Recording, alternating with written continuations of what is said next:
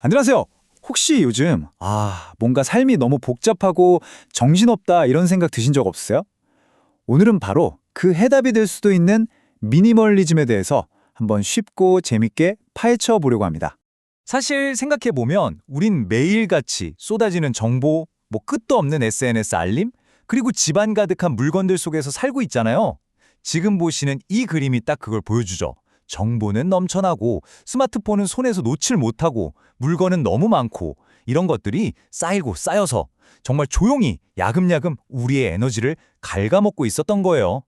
뭔가에 압도당하는 이 기분 어떠세요? 좀 익숙하신가요?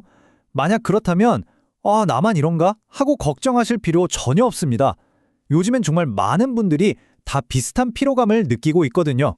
자, 바로 이런 상황에서 미니멀리즘이 하나의 대답으로 등장한 겁니다. 이게 단순히 휑한 방, 텅 빈 집, 이런 걸 말하는 게 아니에요.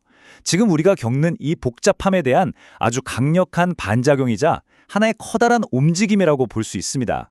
자, 그럼 미니멀리즘, 이게 대체 뭘까요? 단어를 한번 뜯어보면 되게 쉬워요. 최소한의라는 뜻의 미니멀에 주의나 사상을 뜻하는 이즘이 붙은 거죠. 말 그대로 최소한을 추구하는 겁니다.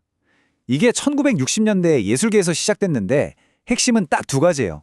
바로 단순함 그리고 본질입니다. 지금 보시는 이 두 그림이 정말 재밌어요. 미니멀리즘이 뭐에 반대하면서 태어났는지를 아주 극명하게 보여주거든요. 왼쪽 그림, 뭔가 막 복잡하고 감정이 폭발하는 것 같지 않으세요? 저게 바로 추상 표현주의고요. 그리고 오른쪽, 저게 바로 그에 대한 반작용으로 나온 미니멀리즘입니다. 너무 복잡해. 감정 과잉이야. 하면서 복잡함 대신 극도의 단순함, 인간의 감정 대신 사물 그 자체의 순수한 형태를 보여주자. 이렇게 된 거죠. 그럼 도대체 왜 이런 미니멀리즘이 나타났을까요? 몇 가지 이유가 있는데 첫 번째는 방금 봤던 것처럼 예술이 너무 감정적이고 복잡해지는 것에 대한 피로감 때문이었어요. 두 번째는 당시의 사회 분위기랑도 관련이 깊어요. 막 산업화가 진행되고 소비 문화가 넘쳐나니까 여기에 대한 반성 같은 게 있었던 거죠. 그리고 마지막으로 이게 정말 중요한데 바로 동양 철학, 특히 선불교에서 엄청난 영감을 받았습니다. 선불교에서는 비어있음이 그냥 텅 빈 게 아니라 오히려 뭐든지 채울 수 있는 가능성의 공간이라고 보거든요. 정말 멋진 생각이죠? 자, 그럼 이 미니멀리즘이 맨 처음 시작된 곳, 바로 예술의 세계로 한번 들어가 볼게요. 예술가들이 어떻게 모든 껍데기를 벗겨내고 본질만 남기려고 했는지 그 청사진을 한번 들여다보죠. 첫 번째는 그림, 즉 회화입니다. 미니멀리즘 허가들의 목표는 아주 분명했어요. 그림에서 작가의 감정, 개성, 심지어 붓터치 같은 흔적을 싹 지워버리는 거였죠. 꼭 작가가 없는 것처럼 그냥 순수한 형태와 색, 그 자체만 덩그러니 남도록 만든 거예요. 그래서 특징을 정리해보면 딱 이 세 가지예요. 첫째, 하드 에지. 말 그대로 칼로 자른 것처럼 경계선이 아주 깔끔하고 날카롭다는 뜻이에요. 붓자국 같은 건 전혀 없죠. 둘째, 2차원성을 엄청 강조해요. 이건 그냥 평평한 캔버스 위의 그림일 뿐 착각하지 마. 이렇게 말하는 것처럼요. 그리고 마지막, 사용하는 재료도 아주 단순합니다. 오직 색, 선, 면. 이 가장 기본적인 요소들만 가지고 그림을 완성하는 거죠.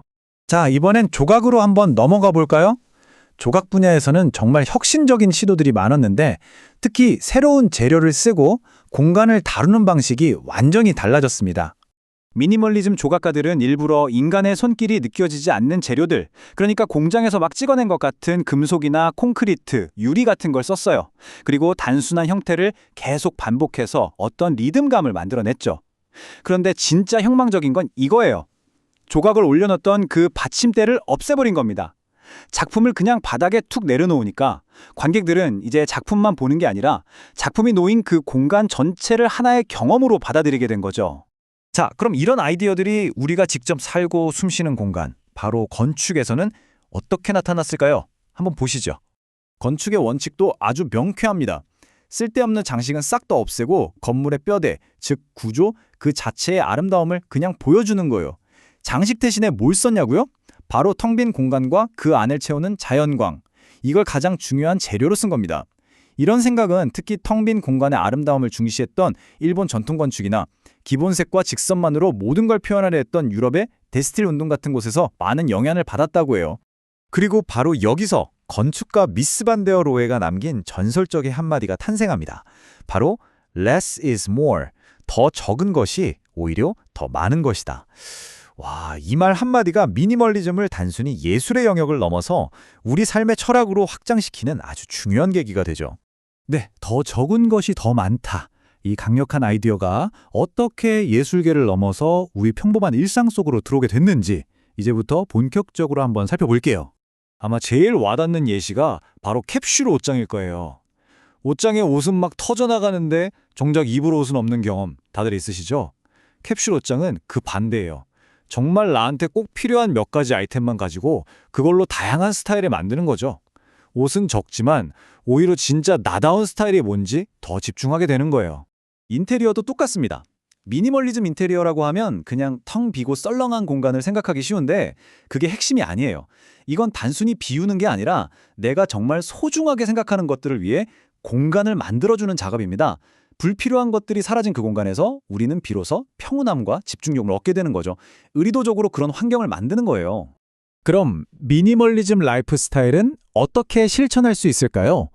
크게 세 단계로 볼 수 있는데요. 첫 번째 단계는 소유를 줄이는 겁니다. 물건에 얽매이는 대신 삶 그 자체에 집중하는 거죠. 그리고 두 번째 단계는 본질로 돌아가는 거예요. 복잡한 습관이나 불필요한 인간관계를 정리하면서 나한테 진짜 중요한 가치가 뭔지 다시 생각해보는 거죠. 마지막 세 번째 단계는 경험을 중심으로 사는 겁니다. 물건을 소유하는 기쁨보다 여행을 가거나 무언가를 배우는 경험에 더 큰 가치를 두는 삶으로 바꾸는 거죠. 자, 이제 거의 다 왔습니다. 마지막으로 이 비움이 우리에게 주는 힘이 무엇인지 핵심 메시지를 한번 정리해 볼게요. 지금 보시는 이 고요한 공간이 미니멀리즘의 모든 걸 말해주는 것 같아요. 핵심은 버려서 잃는다는 상실감이 아니에요. 오히려 그 반대죠. 나에게 진짜 소중한 것들을 위해 공간과 시간 그리고 에너지를 확보하는 과정인 겁니다. 불필요한 것들을 덜러냈을 때 생기는 그 빈 공간, 바로 그 공간이 생겨야만 우리는 비로소 집중할 수 있는 힘, 내가 뭘 원하는지 알 수 있는 명확함, 그리고 내 삶의 진짜 의미 같은 것들을 채워 넣을 수 있게 됩니다. 어쩌면 이게 미니멀리즘이 우리에게 주는 가장 큰 선물이 아닐까요? 오늘 이야기는 여기까지입니다. 모두가 더 많이를 외치는 세상이잖아요. 이런 세상에서 반대로 더 적게를 선택하는 용기를 낸다면 과연 내 삶에는 어떤 새로운 가능성이 채워질 수 있을까요? 한번 좀 깊이 생각해 보시면 좋겠습니다.